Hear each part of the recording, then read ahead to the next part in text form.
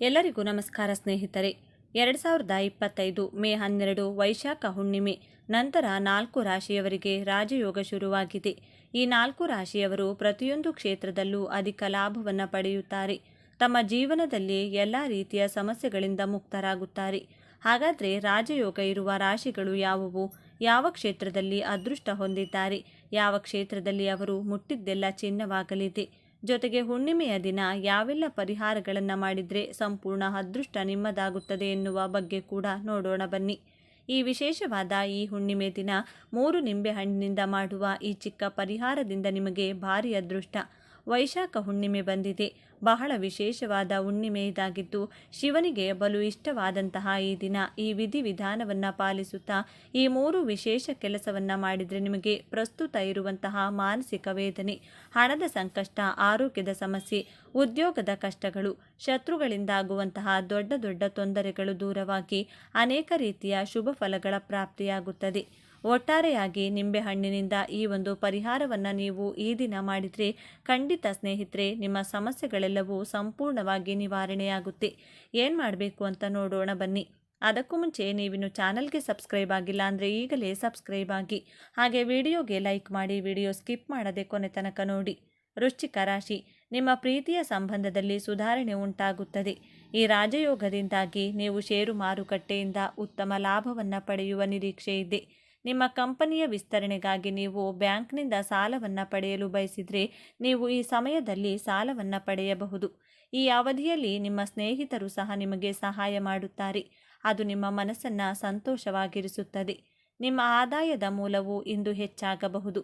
ಇಂದು ನೀವು ಆಸ್ತಿಗೆ ಸಂಬಂಧಿಸಿದ ದೊಡ್ಡ ಪರಿಹಾರವನ್ನು ಪಡೆಯಬಹುದು. ನ್ಯಾಯಾಲಯದಲ್ಲಿ ನಿಮ್ಮ ವಿರುದ್ಧ ಯಾವುದೇ ಪ್ರಕರಣ ನಡೆಯುತ್ತಿದ್ದರೆ ನಿರ್ಧಾರ ನಿಮ್ಮ ಪರವಾಗಿ ಬರುತ್ತದೆ. ವೃಶ್ಚಿಕ ರಾಶಿಗೆ ಸೇರಿದವರಿಗೆ ಸಕಾರಾತ್ಮಕವಾಗಿರಲಿದೆ. ವೃಶ್ಚಿಕ ರಾಶಿಗೆ ಸೇರಿದವರ ಧೈರ್ಯ ವೃದ್ಧಿಯಾಗುವುದು.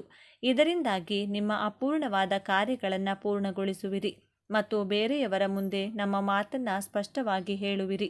ನಿಮಗೆ ಹೊಸ ವಿಷಯಗಳನ್ನು ಕಲಿಯಲು ಉತ್ತಮ ಅವಕಾಶಗಳ ಪ್ರಾಪ್ತಿಯಾಗುವುದು ಮತ್ತು ವಿಶೇಷ ವ್ಯಕ್ತಿಯ ಭೇಟಿಯಾಗುವಿರಿ. ನೀವು ನ್ಯಾಯಾಲಯಕ್ಕೆ ಸಂಬಂಧಿಸಿದ ವಿಚಾರಗಳಲ್ಲಿ ತೀರ್ಪು ನಿಮ್ಮ ಪರವಾಗಿ ಬರಬಹುದು. ಸರ್ಕಾರಿ ಕೆಲಸಕ್ಕಾಗಿ ತಯಾರಿ ನಡೆಸುತ್ತಿರುವ ಈ ರಾಶಿಯ ವಿದ್ಯಾರ್ಥಿಗಳಿಗೆ ಶುಭ ಫಲಿತಾಂಶಗಳ ಪ್ರಾಪ್ತಿಯಾಗುವುದು ಮತ್ತು ಶಿಕ್ಷಕರ ಸಂಪೂರ್ಣ ಬೆಂಬಲ ಲಭಿಸಲಿದೆ. ಕೆಲಸವನ್ನು ಮಾಡುವ ಈ ರಾಶಿಯವರು ಸಹೋದ್ಯೋಗಿಗಳೊಂದಿಗೆ ಉತ್ತಮ ಸಂಬಂಧವನ್ನು ಹೊಂದುವರು ಮತ್ತು ಹೆಚ್ಚಿನ ಲಾಭ ಗಳಿಸುವರು. ಹಾಗೂ ಕೆಲಸದ ಸ್ಥಳದಲ್ಲಿ ಮೋಜು ಮತ್ತು ಮಸ್ತಿಯ ವಾತಾವರಣವಿರುತ್ತದೆ. ಮನೆಯಲ್ಲಿ ಸಂತೋಷ ಮತ್ತು ಶಾಂತಿ ನೆಲೆಸಲಿದೆ ಮತ್ತು ತಂದೆ ತಾಯಿಯ ಸಂಪೂರ್ಣ ಆಶೀರ್ವಾದ ಲಭಿಸುವುದರಿಂದ ನಿಮ್ಮ ಕೆಲಸಗಳನ್ನು ಪೂರ್ಣಗೊಳಿಸುವಿರಿ.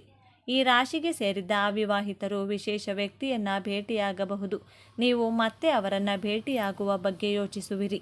ಧನಸ್ಸು ರಾಶಿ, ಈ ಸಂಚಾರವು ನಿಮಗೆ ಅನಿರೀಕ್ಷಿತ ಆರ್ಥಿಕ ಲಾಭವನ್ನು ನೀಡುತ್ತದೆ. ನೀವು ವಾಹನ ಇತ್ಯಾದಿಗಳನ್ನು ಪಡೆಯುವ ಸಾಧ್ಯತೆ ಇದೆ. ನಿಮ್ಮ ವೃತ್ತಿಗೆ ಸಂಬಂಧಿಸಿದಂತೆ ನೀವು ಯಾವುದೇ ನಿರ್ಧಾರವನ್ನು ತೆಗೆದುಕೊಂಡರೂ ಅದರಲ್ಲಿ ನೀವು ಯಶಸ್ವಿಯಾಗುತ್ತೀರಿ. ನೀವು ದಿಟ್ಟ ನಿರ್ಧಾರಗಳಿಂದ ಪ್ರಯೋಜನ ಪಡೆಯುತ್ತೀರಿ. ಈ ಸಮಯದಲ್ಲಿ ನಿಮ್ಮ ಆದಾಯವು ಹೆಚ್ಚಾಗುತ್ತದೆ ಮತ್ತು ನೀವು ಹೆಚ್ಚು ಉಳಿಸಬಹುದು. ಮಕರ ರಾಶಿ, ಉದ್ಯೋಗವನ್ನು ಬದಲಾಯಿಸುವ ಆಲೋಚನೆಯಲ್ಲಿರುವ ಈ ರಾಶಿಯ ಜನರು ತಮ್ಮ ಪ್ರಯತ್ನಗಳಲ್ಲಿ ಯಶಸ್ಸನ್ನು ಪಡೆಯುತ್ತಾರೆ. ಈ ಅವಧಿಯಲ್ಲಿ ನಿಮ್ಮ ಉದ್ಯೋಗದಲ್ಲಿ ಬದಲಾವಣೆಯ ಸಾಧ್ಯತೆಯೂ ಇದೆ. ಆದಾಯದ ದೃಷ್ಟಿಯಿಂದಲೂ ಈ ಸಮಯ ಉತ್ತಮವಾಗಿರುತ್ತದೆ. ವಿದ್ಯಾರ್ಥಿಗಳಿಗೆ ಇದು ಉತ್ತಮ ಸಮಯವಾಗಿರುತ್ತದೆ. ಈ ಅವಧಿಯಲ್ಲಿ ನೀವು ಉತ್ತಮ ಯಶಸ್ಸನ್ನು ಸಾಧಿಸುವಲ್ಲಿ ಯಶಸ್ವಿಯಾಗುತ್ತೀರಿ. ಮಕರ ರಾಶಿಯವರಿಗೆ ಶುಭ ಫಲಿತಾಂಶಗಳನ್ನು ತರುತ್ತದೆ. ಮಕರ ರಾಶಿಯವರು ಪ್ರತಿ ಸವಾಲುಗಳನ್ನು ಎದುರಿಸಲು ಸಿದ್ಧರಾಗಿರುತ್ತಾರೆ. ಧೈರ್ಯದಿಂದ ಎಲ್ಲ ಕಾರ್ಯಗಳನ್ನು ಪೂರ್ಣಗೊಳಿಸುತ್ತಾರೆ. ನೀವು ಭೂಮಿ, ಫ್ಲಾಟ್ ಮೇಲೆ ಹೂಡಿಕೆ ಮಾಡಲು ಬಯಸಿದರೆ ಇಂದು ನಿಮಗೆ ಮಂಗಳಕರ ದಿನವಾಗಿರುತ್ತದೆ. ನೀವು ನಿಮ್ಮ ಆಸಕ್ತಿಗಳಿಗನುಗುಣವಾಗಿ ಕೆಲಸ ಮಾಡುತ್ತೀರಿ. ದುಡಿಯುವ ಜನರಲ್ಲಿ ಹೊಸ ಚೈತನ್ಯ ಕಾಣಿಸುತ್ತದೆ. ನಿಮ್ಮ ನಾಯಕತ್ವದ ಗುಣಗಳು ಮೆಚ್ಚುಗೆಗೆ ಪಾತ್ರವಾಗುತ್ತವೆ. ಉದ್ಯಮಿಗಳು ಇಂದು ತಮ್ಮ ಪ್ರತಿಸ್ಪರ್ಧಿಗಳಿಗೆ ಬಲವಾದ ಸ್ಪರ್ಧೆಯನ್ನು ನೀಡುತ್ತಾರೆ.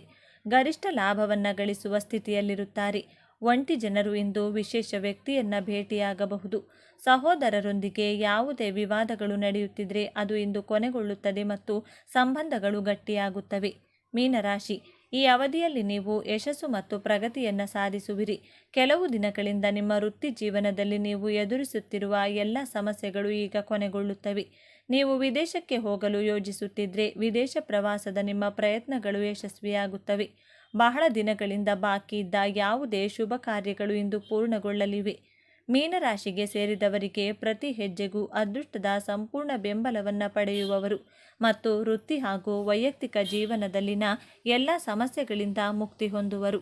ನೀವು ಜೀವನದಲ್ಲಿ ಸಕಾರಾತ್ಮಕ ಬದಲಾವಣೆಯನ್ನು ಹೊಂದುವರು.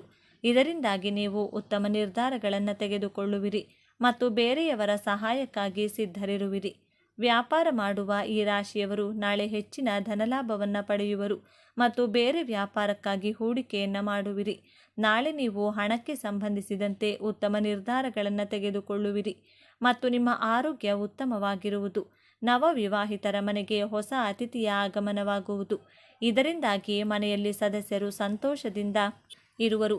ಸಂಜೆ ನೀವು ಸಾಮಾಜಿಕ ಕಾರ್ಯಕ್ರಮಗಳಲ್ಲಿ ಭಾಗವಹಿಸುವಿರಿ. ಇದರಿಂದಾಗಿ ನಿಮ್ಮ ಗೌರವ ಮತ್ತು ಖ್ಯಾತಿ ಹೆಚ್ಚಾಗುವುದು. ಇನ್ನು ಈ ಹುಣ್ಣಿಮೆ ದಿನ ಮಹಾಶಿವನ ಅನುಗ್ರಹದ ಜೊತೆಗೆ ಪಿತೃದೇವತೆಗಳ ಸಂಪೂರ್ಣ ಕೃಪೆ ಉಂಟಾಗಿ ದೊಡ್ಡ ಮಟ್ಟದ ಯಶಸ್ಸನ್ನು ನೀವು ಕಾಣಬಹುದು. ಈ ಹುಣ್ಣಿಮೆ ದಿನದಂದು ಶಿವ ಪಾರ್ವತಿಯರಿಗೆ ಸಂಬಂಧಪಟ್ಟಂಥ ಪರಿಹಾರಗಳನ್ನು, ಪೂಜೆಗಳನ್ನು, ಅನುಷ್ಠಾನಗಳನ್ನು ಮಾಡಿಕೊಳ್ಳಲು ತುಂಬ ಶ್ರೇಷ್ಠ ದಿನ ಅಂತ ಹೇಳಬಹುದು. ಈ ಹುಣ್ಣಿಮೆ ಬಗ್ಗೆ ಶಿವಪುರಾಣದಲ್ಲಿ ಅದ್ಭುತವಾಗಿ ತಿಳಿಸಿದ್ದಾರೆ.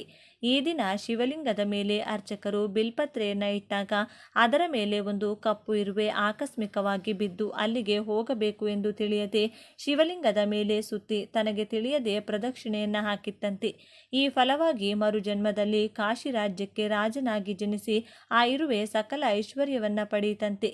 ಆದ್ದರಿಂದ ಈ ದಿನ ಪ್ರತಿಯೊಬ್ಬರೂ ಕೂಡ ನಿಮ್ಮ ಮನೆಗೆ ಸಮೀಪದಲ್ಲಿರುವಂಥ ಶಿವ ದೇವಾಲಯಕ್ಕೆ ತೆರಳಿ ತಪ್ಪದೆ ಶಿವನಿಗೆ ಪ್ರದಕ್ಷಿಣೆಯನ್ನು ಹಾಕಬೇಕು. ಈ ದಿನ ಶಿವನಿಗೆ ಪೂಜೆಯನ್ನು ಮಾಡುವುದರ ಜೊತೆಗೆ ಮಹಾಶಕ್ತಿ ಸ್ವರೂಪಿಣಿಯಾದಂಥ ಪಾರ್ವತಿ ದೇವಿ ಅಂದರೆ ದುರ್ಗಾದೇವಿಯ ಪೂಜೆಯನ್ನು ಮರೆಯದೆ ಮಾಡಿದರೆ ಸರ್ವ ಶತ್ರುಗಳ ಬಾಧೆ ಕಳೆದು ಸರ್ವ ಕಾರ್ಯದಲ್ಲೂ ಯಶಸ್ಸು, ಹಣದ ಸಮಸ್ಯೆಗಳು ದೂರವಾಗುತ್ತದೆ.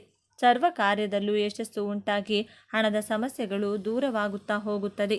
ಈ ದಿನ ಏನು ಮಾಡಬೇಕು ಅಂದರೆ ಮನೆಗೆ ಸಮೀಪದಲ್ಲಿರ್ತಕ್ಕಂಥ ದುರ್ಗಾ ಪರಮೇಶ್ವರಿ ಆಲಯ, ಚಾಮುಂಡೇಶ್ವರಿ ಆಲಯ, ಚೌಡೇಶ್ವರಿ ಅಥವಾ ರಾಮದೇವತೆಯ ಆಲಯ ಎಲ್ಲಾದರೂ ಸರಿ ದುರ್ಗೆಗೆ ಸಂಬಂಧಪಟ್ಟಂಥ ಆಲಯಕ್ಕೆ ತೆರಳಿ ನಿಂಬೆಹಣ್ಣಿನ ದೀಪವನ್ನು ಹಚ್ಚಿ ನಿಂಬೆಹಣ್ಣಿನ ಮಾಲೆಯನ್ನು ಅರ್ಪಿಸಿ 3 ನಿಂಬೆಹಣ್ಣನ್ನು ದೇವಿಯ ಪಾದದಡಿ ಇಟ್ಟು ಮನೆಗೆ ತಂದು ಒಂದನ್ನು ಮನೆಗೆ ದೃಷ್ಟಿ ತೆಗೆದು ಒಡೆದು ಹಾಕಿ ಮತ್ತೊಂದು ನಿಂಬೆಹಣ್ಣನ್ನು ಪಾನಕ ಮಾಡಿ ಮನೆಯ ಮಂದಿಯೆಲ್ಲ ಸೇವಿಸಿ ಉಳಿದ ಮತ್ತೊಂದು ನಿಂಬೆಹಣ್ಣನ್ನು ಸಾಧ್ಯವಾದರೆ ಮನೆಯ ಹೊಸ್ತಿಲಿಗೆ ಕಟ್ ಮಾಡಿ ಹೊಸ್ತಿಲ 2 ಭಾಗದಲ್ಲಿಡಿ, ಇಲ್ಲ ಮನೆಯ ಹೊರಭಾಗ ಬಾಗಿಲಿಗೆ ಕಟ್ಟಿ. ಈ ಒಂದು ಕೆಲಸವನ್ನು ಮಾಡುವುದರಿಂದ ಸಕಲ ಶತ್ರು ಬಾಧೆಗಳು, ಮನೆಯಲ್ಲಿ ಕಲಹಗಳು, ಮನೆಯ ಯಜಮಾನನಿಗೆ ಆಗಾಗ ಉಂಟಾಗುವಂಥ ಅನಾರೋಗ್ಯಗಳು, ಕಾರ್ಯ ನಷ್ಟಗಳು ಕಡಿಮೆಯಾಗಿ ಎಲ್ಲ ವಿಧದಲ್ಲೂ ಒಳಿತಾಗ್ತಾ ಹೋಗುತ್ತದೆ. ಹಾಗೆಯೇ ಗ್ರಾಮ ದೇವತೆಗೆ ದುರ್ಗಾ ಮಾತೆಗೆ ಮೊಸರನ್ನವನ್ನು ನೈವೇದ್ಯವಾಗಿ ಮಾಡಿಸಿ 4 ಜನರಿಗೆ ಹಂಚಿ. ಇದರಿಂದ ಮನಶಾಂತಿಯಾಗೂ ಮನೆಯ ಸದಸ್ಯರ ಆರೋಗ್ಯ ವೃದ್ಧಿಯಾಗ್ತಾ ಹೋಗುತ್ತೆ. ಇನ್ನು ಮಹಾಶಿವನಿಗೆ ಈ ದಿನ ನಂದಿವರ್ಧನ ಪುಷ್ಪ, ಬಿಳಿ ಎಕ್ಕದ ಪುಷ್ಪ ಅಥವಾ ಬಿಲ್ವ ದಳವನ್ನು ತಪ್ಪದೆ ಅರ್ಪಿಸಿ ಓಂ ನಮಃ ಶಿವಾಯ ಎಂದು ಸಾಧ್ಯವಾದಷ್ಟು ಬಾರಿ ಹೇಳಿಕೊಳ್ಳಿ. ಯಾರಿಗೆ ಕುಜದೋಷ ಇದೆ, ಮದುವೆ ಭಾಗ್ಯ ಕೂಡಿ ಬರ್ತಿಲ್ಲ, ವಯಸ್ಸು ದಾಟಿದರೂ ಹುಡುಗ ಅಥವಾ ಹುಡುಗಿ ಸೆಟ್ ಆಗ್ತಿಲ್ಲ ಅಂದರೆ ಎತ್ತುಗಳಿಗೆ ಮರೆಯದೆ ಬೆಲ್ಲದಿಂದ ಮಾಡಿದಂಥ ಸಿಹಿಯನ್ನು ತಿನ್ನಿಸಿ ಅಥವಾ ಬೆಲ್ಲದ ಚೂರನ್ನ ಮೇವಿನ ಜೊತೆಗೆ ತಿನ್ನಿಸಿದರೂ ಕೂಡ ಶಿವಾನುಗ್ರಹದಿಂದ ಕಂಕಣ ಭಾಗ್ಯ ಕೂಡಿ ಬರುತ್ತದೆ. ಕುಜದೋಷಗಳು ದೂರವಾಗುತ್ತದೆ, ಜಾತಕ ದೋಷಗಳು ನಶಿಸಿ ಹೋಗುತ್ತದೆ. ಇನ್ನು ಪ್ರಸ್ತುತ ಕಾಲದಲ್ಲಿ ಎಲ್ಲರಿಗಿರುವಂತಹ ಅತಿ ಮುಖ್ಯ ಸಮಸ್ಯೆ ಅಂದರೆ ಅದು ಹಣಕಾಸಿನ ಸಮಸ್ಯೆ. ಎರಡನೆಯದು ಶತ್ರುಗಳ ಬಾಧೆ. ಈ 2 ಪ್ರಮುಖ ಸಮಸ್ಯೆಗಳು ಈ ಹುಣ್ಣಿಮೆ ಶಕ್ತಿಯಿಂದ ದೂರವಾಗಲು ದೇವಿಯ ಆರಾಧನೆಯನ್ನ ಮಾಡಿಕೊಳ್ಬೇಕು. ದೇವಿಯ ವಿಶೇಷ ಮಂತ್ರವನ್ನ ಪಠಿಸಿ ಈ ರೀತಿ ಪ್ರಾರ್ಥನೆಯನ್ನ ಮಾಡಿಕೊಳ್ಬೇಕು. ಓಂ ಹ್ರೀಂ ಅಷ್ಟ ಮಹಾಲಕ್ಷ್ಮೀ ನಮಃ ಎಂದು ಸಾಧ್ಯವಾದಷ್ಟು ಬಾರಿ ಹೇಳಿಕೊಂಡು ಹಣದ ಸಂಕಷ್ಟ ಕಳೆಯಲು ಮುಖ್ಯವಾಗಿ ಬೇಕಾಗಿರುವುದು ನೆಮ್ಮದಿ ಹಾಗೂ ಯಶಸ್ಸು. ಆ ಯಶಸ್ಸನ್ನು ನೀಡು ತಾಯಿ. ನಮಗಿರುವಂತಹ ಸರ್ವ ಶತ್ರುಗಳ ಬಾಧೆಯನ್ನು ದೂರ ಮಾಡು ತಾಯಿ. ಶತ್ರುಗಳನ್ನು ಚೆನ್ನಾಗಿಡು, ಅವರು ಚೆನ್ನಾಗಿದ್ದು ನಮ್ಮ ತಂಟೆಗೆ ಬಾರದಂತೆ ಮಾಡುವಂತ ಕೈ ಮುಗಿದುಕೊಳ್ಳಬೇಕು. ವಿಶೇಷವಾಗಿ ಪ್ರಾರ್ಥನೆಯನ್ನ ಮಾಡಿಕೊಳ್ಳಿ. ಇದರಿಂದ ಹಣದ ಸಮಸ್ಯೆ, ಶತ್ರುಗಳ ಸಮಸ್ಯೆ ಕಳೆಯುವುದಷ್ಟೇ ಅಲ್ಲದೆ ನಿಮ್ಮ ಮನೆಗೆ, ಕುಟುಂಬ ಸದಸ್ಯರಿಗೆ ಮಾಟ ಮಂತ್ರ, ದುಷ್ಟಶಕ್ತಿಗಳ ಕಾಟ ಕೆಲಸ ಮಾಡದಂತೆ ಆ ದೇವಿಯೇ ರಕ್ಷಣೆಯಾಗಿ ನಿಲ್ಲುತ್ತಾಳೆ. ನಂತರ ಪ್ರಾಣಿ ಪಕ್ಷಿಗಳಿಗೆ ಆಹಾರವನ್ನು ಹಾಕಿ ಪಿತೃಗಳನ್ನ ಹೆಸರನ್ನ ಹೇಳ್ತಾ ನಮಸ್ಕಾರವನ್ನ ಮಾಡಿಕೊಳ್ಬೇಕು. ಯಾರಿಗಾದ್ರೂ ಒಂದು ದಿನಕ್ಕೆ ಆಗುವಂತಹ ಊಟದ ರೇಷನ್ ಅನ್ನ ಅಂದ್ರೆ ಸ್ವಯಂ ಪಾಕದ ರೀತಿ ನೀಡಬೇಕು. ಪಿತೃಗಳು ಸಂತೃಪ್ತರಾಗುತ್ತಾರೆ. ಪಿತೃಗಳ ಕೃಪೆಯಿಂದ ವಂಶದ ಅಭಿವೃದ್ಧಿ ಅನ್ನೋದು ಆಗ್ತಾ ಹೋಗುತ್ತೆ. ಈ ಹುಣ್ಣಿಮೆ ದಿನ ಮರೆಯದೆ ಶಿವನ ದೇಗುಲದಲ್ಲಿ ಪ್ರದಕ್ಷಿಣೆಯನ್ನ ಮಾಡಿ, ಅದರಲ್ಲೂ ಚಂಡಿ ಪ್ರದಕ್ಷಿಣೆಯನ್ನ ಮಾಡಿದ್ರೆ ತುಂಬಾ ಒಳ್ಳೆಯದು. ಹಾಗೆಯೇ ಈ ಒಂದು ಹುಣ್ಣಿಮೆ ಮತ್ತೊಂದು ಪ್ರತ್ಯೇಕತೆ ಏನೆಂದ್ರೆ, ನವಗ್ರಹಗಳಲ್ಲಿ ಚಂದ್ರನಿಗೆ ಒಮ್ಮೆ ಚರ್ಮದ ಸಮಸ್ಯೆ ಬಂದಾಗ, ಆರೋಗ್ಯದ ಸಮಸ್ಯೆ ಬಂದಾಗ ಮಹಾಶಿವನಿಗೆ ಈ ಹುಣ್ಣಿಮೆ ದಿನ ಗೋವಿನ ಹಾಲು ಹಾಗೂ ಮೊಸರಿನಿಂದ ಅಭಿಷೇಕವನ್ನ ಮಾಡಿ ಆ ಅನಾರೋಗ್ಯ ಸಮಸ್ಯೆಯಿಂದ ಮುಕ್ತಿ ಪಡೆದಿದ್ದನಂತೆ. ಆದ್ದರಿಂದ ಈ ಒಂದು ಹುಣ್ಣಿಮೆ ದಿನ ಯಾವ ಶಿವಲಿಂಗವಾದರೂ ಸರಿ ಹಾಲು ಹಾಗೂ ಮೊಸರಿನಿಂದ ಅಭಿಷೇಕವನ್ನ ಮಾಡಿದ್ರೆ ದೀರ್ಘಕಾಲದ ಅನಾರೋಗ್ಯದ ಸಮಸ್ಯೆಯಿಂದ ಮುಕ್ತಿ ಹೊಂದಬಹುದು. ಶಿವನ ಕೃಪೆಯಿಂದ ಆರೋಗ್ಯ ವೃದ್ಧಿಯಾಗುತ್ತದೆ. ಆರೋಗ್ಯ ಸದಾ ಕಾಲ ಚೆನ್ನಾಗಿರುತ್ತದೆ. ಜೊತೆಗೆ ಈ 3 ನಾಮಗಳನ್ನು ಹೇಳಿಕೊಂಡು ಶಿವಲಿಂಗಕ್ಕೆ ಅಭಿಷೇಕವನ್ನ ಮಾಡೋದಾಗಿರಬಹುದು ಅಥವಾ ಅಭಿಷೇಕವನ್ನ ಮಾಡಿಸೋದಾಗಿರಬಹುದು, ಮಾಡಿಕೊಳ್ಳಬಹುದು. ಇಲ್ಲ ಅಭಿಷೇಕವನ್ನ ಮಾಡಲು ಅಥವಾ ಮಾಡಿಸಲು ಸಾಧ್ಯವಿಲ್ಲ ಅನ್ನೋದಾದ್ರೂ ಕೂಡ ಈ 3 ನಾಮಗಳನ್ನು ಹೇಳಿಕೊಂಡ್ರೆ ಅದ್ಭುತವಾದಂತಹ ಫಲಪ್ರಾಪ್ತಿಯಾಗುತ್ತದೆ. ದೀರ್ಘಕಾಲದ ಅನಾರೋಗ್ಯದ ಸಮಸ್ಯೆಗಳು ಕಳೆದು ಶಿವಾನುಗ್ರಹಕ್ಕೆ ಪಾತ್ರರಾಗಬಹುದು. ಈ 3 ನಾಮಗಳು ಯಾವುದು ಅಂತ ನೋಡೋದಾದ್ರೆ, ಬಿಳಾಂಬಿಕೇಶ, ವೈದ್ಯೇಶ, ಭವರೋಗ ಹರೇತಿಜ.